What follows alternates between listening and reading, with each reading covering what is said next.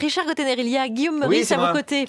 Oui, lui aussi, il écume les marchés. Oui, et Pour de vrai. j'inaugure surtout une nouvelle rubrique aujourd'hui, la rubrique Nos djihadistes ont du talent, avec une innovation, donc la fameuse attaque au marteau. Voilà, c'est nouveau, ça vient de sortir. Alors, on ne sait pas si Daesh va le revendiquer, celui-là, parce que je ne suis pas certain qu'ils assument, mais on se pose la question, quelle sera la prochaine étape? Voilà, l'attaque à la chaise de jardin, à la saucisse de Francfort, on ne sait pas, on est un peu perplexe. C'est moins probable, la saucisse de Francfort, si je peux me On ne permettre. sait pas, mais- on est également perplexe sur l'efficacité de l'état d'urgence.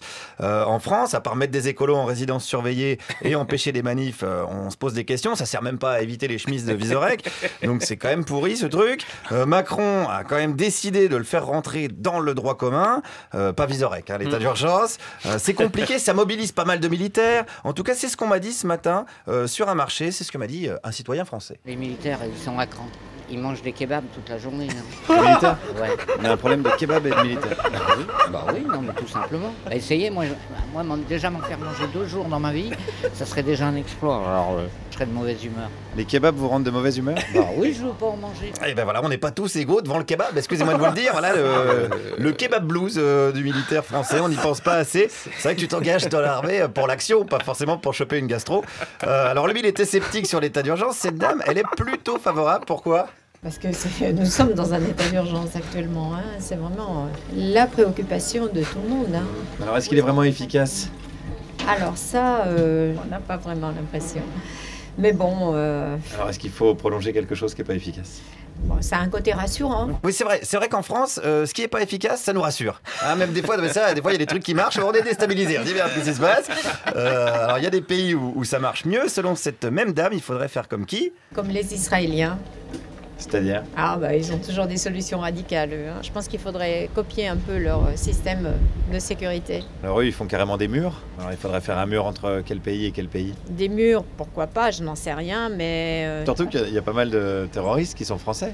Oui, peut-être, oui, il y a des terroristes qui sont français, oui, c'est sûr, oui. Alors il faudrait peut-être faire un mur autour des terroristes. Je n'en sais rien, c'est compliqué. C'est pas simple, hein, c'est pas simple. Hein. Notez que ça relancerait quand même l'industrie du béton et que la Farge, a priori, ça les emmerde pas trop de bosser avec Daesh. Hein. Ils vont peut-être nous faciliter les choses pour les devis.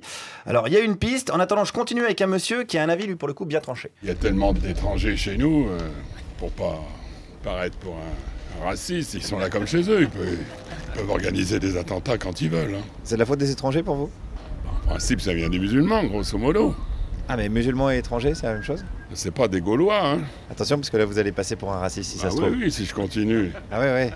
Ça serait dommage du coup. Ah oui, ce serait dommage. Ça serait quand même con. Hein. C'est vrai que c'est ce genre dommage. Bon, a priori, c'est pas Martin Luther King non plus, mais bon, on peut pas traiter tout le monde de raciste comme ça. Hein. Tous les gens qui sont pas d'accord avec nous, on n'est pas Finkelkraut. Et en même temps, il faut aussi écouter ces gens-là. Oui, on peut toujours dire que je suis raciste, c'est sûr. C'est tellement facile à dire maintenant. Ah non, moi je vous accuse pas, attention, c'est vous qui l'avez dit, c'est pour ça. On n'a même plus le droit de dire quand on achète un gâteau. Avant, on achetait une tête de nègre, maintenant c'est interdit. Non mais franchement, alors que la négritude a toujours existé. Hein, Aimé Césaire, il parle de négritude, il n'y a pas de mal à ça. Vous pensez que la tête de nègre c'était un hommage à Aimé Césaire? Bah oui, Aimé Césaire, oui, très bien. Bah, évidemment, Aimé Césaire, il a pas fait que des poèmes, hein. Il a fait des bouquins de recettes et puis on le sait pas. Voilà, on est aussi là pour apprendre des trucs et on est là également pour trouver des solutions. Bon, qu'est-ce qu'il faudrait faire pour lutter contre le terrorisme alors? Ça sera Les Madame. renvoyer chez eux, leur mettre des peines de prison bien corsées. Mais chez eux où? On les renvoie, on dit bah voilà, on fait quelques exemples de cette manière-là. Vous savez, dans Ah, mais attends, on les renvoie eh ben, où? on les expulse hors de frontières, partez, soyez vagabonds et vous reviendrez Mais quand vous serez Dans quel calmés. pays? Mais peu importe le pays. Voilà, donc s'il y a des pays qui nous écoutent, et ben voilà, nous on a des tarés. Si vous les voulez, bah vous nous dites, vous nous envoyez une petite lettre recommandée, pas cher. On paye le voyage s'il faut. Hein. Alors ça sera pas en Arabie Saoudite parce qu'ils ont rompu leur lien avec le Qatar, parce qu'ils les soupçonnent quand même de financer le terrorisme. Bah, ça, c'est quand même assez rigolo. Hein, c'est autant rigolo que si Marc Dutroux condamnait Morandini. Sinon, nos djihadistes, la solution c'est de les stocker dans nos prisons, hein, comme a dit la dame, dans lesquelles, bon, bien sûr, ils formeront des djihadistes de demain. Tout va bien. Alors concluons avec une dame sur ce fameux état d'urgence. On parle du manque de liberté, mais moi ça m'enlève aucune liberté. Quand on n'a rien à se reprocher, on n'a pas de problème. Ouais, mais si vous avez envie par exemple d'aller manifester Et que vous êtes empêché à cause de cet état d'urgence? Eh ben, j'irai pas manifester. Ah, ça, c'est pas une privation de liberté? Il faut savoir se priver de certaines choses, voilà. Est-ce que ça veut pas dire que les terroristes ont un peu gagné finalement? Bah, pour l'instant, ils gagnent. Eh ben voilà, non, pour l'instant, ils gagnent pas, j'ai envie de dire, hein, parce qu'à Paris, il y a des gens plein les concerts et les terrasses. À Londres, il y en a plein les ponts. À Bagdad, plein les rues. Mais si on cède un chouïa de notre liberté, on a vraiment pour le coup tout à perdre. Merci Guillaume Meurice.